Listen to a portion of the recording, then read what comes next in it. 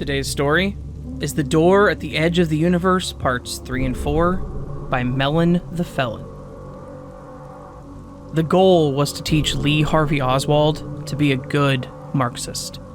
Under KGB torture, he was made to listen to tapes of various Marxist texts, both primary documents composed by Marx himself and secondary criticisms composed by theorists who had not fallen into ill repute in Soviet intellectual circles.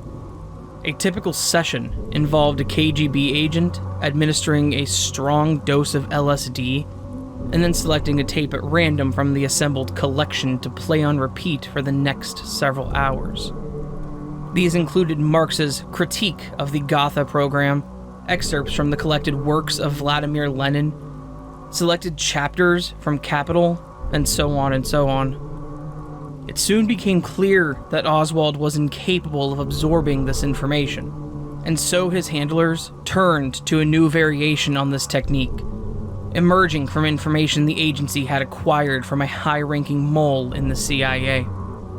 As part of MKUltra, Langley funded a series of mind control experiments at the Allen Memorial Institute Psychiatric Hospital in Montreal, Canada. Donald Ewing Cameron, a respected and highly regarded psychiatrist, had contrived a method of so-called psychic driving, which purported to utterly erase a subject's personality and replace it from the ground up.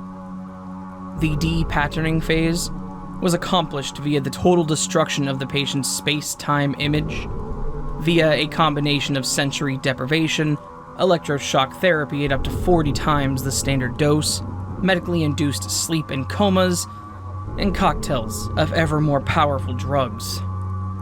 Following this, Cameron forced the patient to listen to messages repeated ad nauseum. Critically, a simple repetitive slogan such as, "I am a good wife and mother," sometimes for weeks on end.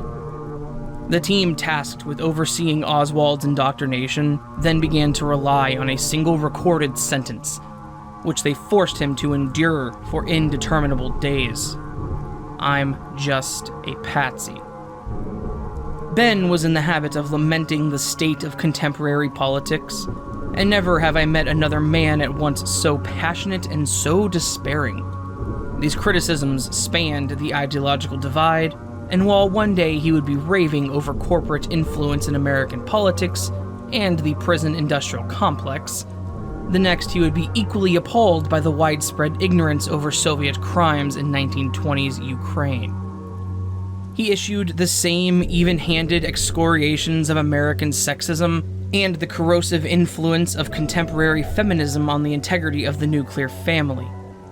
While in the grip of one of these tendentious moods, Ben would run the full gamut of the political spectrum, and occasionally fall right off the edge, castrating the concept of politics itself. More rarely realized, but decidedly more unnerving, was his tendency to express the opinion that the human race should be extirpated in its entirety. And I found these particular contortions of verbiage disturbing, not mainly because of their content, but because of the manner in which Ben spoke. It was common for his verbal style to exist at the intersection of the profane and the vulgar, and indeed, this was so nearly without exception. But when he enumerated the manifold reasons our kind should no more walk among those spared the thresher of geologic time, he did so with a quiet and efficient elegance.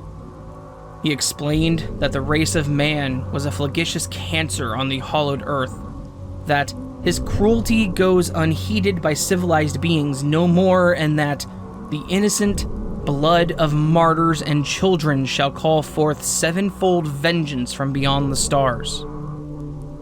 These words were sufficiently alarming on their own merit, but they were always intoned in robotic syllables, without emotion, malice, or hatred, which was so characteristic of my friend's vituperative oeuvre.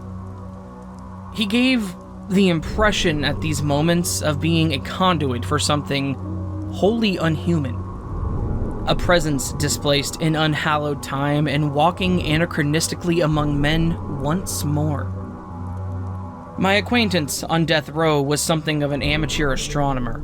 He worked at an accounting firm and had no real professional or academic interest in the subject, but from his childhood, he had found a strange comfort in the stability amongst the stars.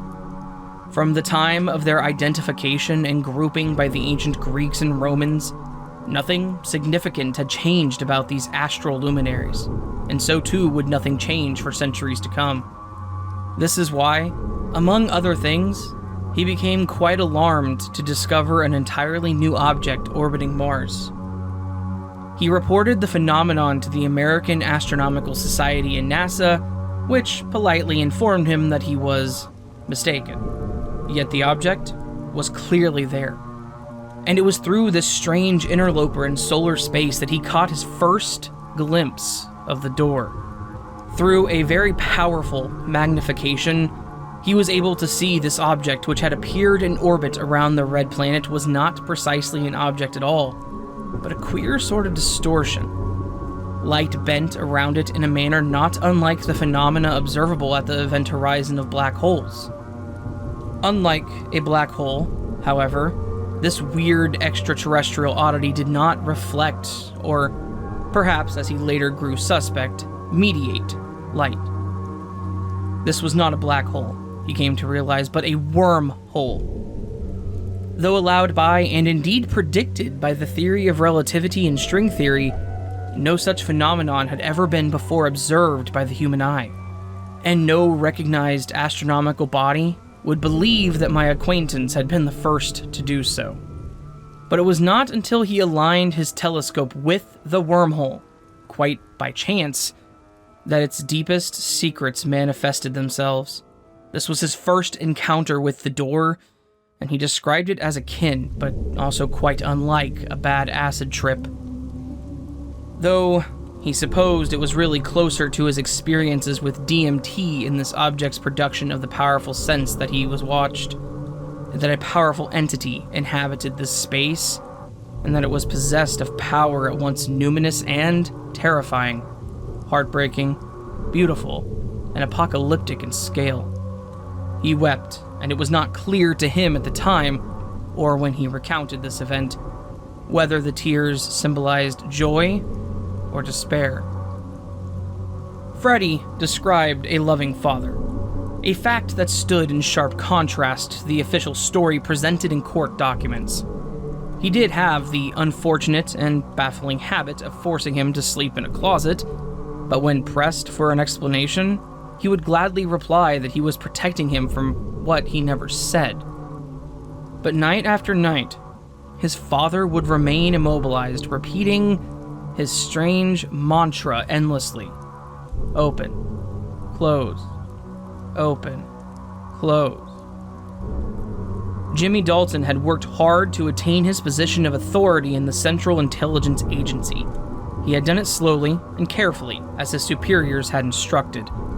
Fortunately, they were ready to supply him with an endless stream of invaluable information concerning Soviet activities. Nothing that would do the Soviet government any real harm, but quite enough to impress successive members of the chain of command, until he himself sat atop it. This particular day, Jimmy had spent hours enduring meetings and budget analysis and all of the boring minutiae that really comprise the majority of the life of a CIA employee. It is like every other bureaucracy and runs primarily on paperwork, not bullets. So he was enjoying a few minutes of peace in his office after the end of the official workday and had poured himself a glass of whiskey. He ensured that nobody would disturb him by dismissing his secretary and locking the door. After draining his glass, Jimmy opened the curtains of his corner office and let the wan moonlight wash over his body and half-closed eyes. Then, in one swift motion, he shed his skin, not unlike a snake, and left it and his clothes in a heap on the floor. The standard media portrayal of extraterrestrials as little green men is a woefully anthropocentric stereotype. Jimmy, in his true form, did not possess 2 legs, arms, and a head. He was a gelatinous blob, not unlike a naked snake, with 2 fleshy eyes poking out from the top of his body. These were now fully closed as he gave his daily report, the only one that really mattered. At the conclusion of the last work meeting of the day, he half-heartedly chanted the traditional mantra of the guardians of the door. Open, closed, open, closed. The sun was out. That was quite the surprise and a wonderful treat. It had been about 6 months since Grace had seen the sun, and had to remind herself not to look too closely or too long. Even something as simple as avoiding eye damage was no longer second nature to her. It was time to make another food run. The little tarps she had set up above ground had trapped enough rainwater to sustain her for a while, but her supply of canned beans was dangerously low. So it was that she poked her head out from her hidey hole for the first time in a week. Immediately, she threw herself back down as a patrol ship whizzed overhead. They were relentless and becoming more numerous by the day. This gave her a moment to swallow her anti-radiation meds. She had nearly forgotten them. The Praxis had shown up some months after the first nuclear exchange and proceeded to annihilate everything that wasn't already radioactive rubble. The warships were equipped with beams of concentrated energy, a weapon at once precise and devastating. The width of these beams could be narrowed to that of a single human hair and could be widened out to that of a large city. Grace knew this from experience. She had been there when New York had been wiped out in a single burst of fatal luminescence, though thankfully at a safe distance. Since then, whatever remained of humanity had been driven literally underground as the Praxis ships scoured the surface of the globe for survivors, incinerating any they could find. Grace had noticed a disturbing uptick in the concentration of patrol and warships, likely due to the frustration of whatever bureaucracy was behind this extraterrestrial genocide and the inability of its functionaries to bring this deadly chapter of intergalactic relations to a close. Grace had long known that the Praxis ships were operated based on heat signature. This made the hazmat suit she had acquired from a nearby military base doubly useful in its ability to suppress these as well as shield her somewhat from the radiation. However, it was not a perfect method, a fact of which she was reminded quite forcefully when the patrol ship, which had whizzed off into the distance, appeared once more overhead and activated its beam. She was much too far from her hidey hole to return now, and the utterly barren and charred landscape offered no protection whatsoever. Left with no other choice, she began to sprint at full speed away from the vehicle of death. It pursued at an inhuman and indeed unearthly speed, closing the distance rapidly.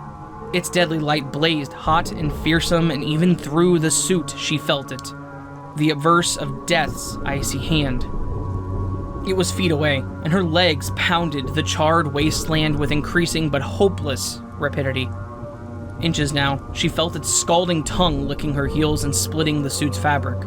And an explosion, blinding and apocalyptic.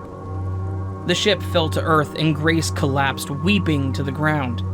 Another identical vessel sped through the clouds of debris left by the first and dissolved into the mist of the afternoon. Oswald responded remarkably well to the psychic driving and internalized his identity as a patsy. The next and more ambitious task was to impress upon him with sufficient urgency the importance of eliminating his former president. He proved more resistant to this process as the underlying theories of psychic driving would suggest. It was a quite complicated concept, after all. Oswald's handlers were forced to resort to more creative methods of coercion. The basic principles of depatterning and psychic driving were preserved, but with some significant adjustments. Unfortunately, this meant temporarily reversing the gains which had already been accomplished, but this was no serious setback. Oswald was subjected to myriad barbiturates, benzodiazepines, unconventional electroshock treatments, and sensory deprivation. Then came their novel treatment. Drawing on the Soviet dogma of Pavlovian conditioning, Oswald's captors paired images of Kennedy and symbols of American power with the former, simple recorded message, "I'm just a patsy," and various painful stimuli. Psychedelics, primarily LSD and mescaline, as well as electroshocks to the genitalia and forehead, though these targets were carefully chosen to avoid the regions which, when stimulated, produced the amnesiac effect associated with ECT. when paired with these images, produced a powerful and nearly uncontrollable rage. The end result was a kind of post-hypnotic suggestion, which left Oswald with an intense desire to see Kennedy dead. When at last, the desired result, a fully realized and untraceable assassin who himself believed he was innocent, had been attained. The Oswald boys, for so they had come to be informally known, met to celebrate. After the drinks had been passed out and the door properly secured, they decided to make themselves comfortable. All assembled shed their human skin, which was dreadfully uncomfortable for gelatinous creatures such as they, and intoned in a single monophonic voice. Open, closed, open, closed.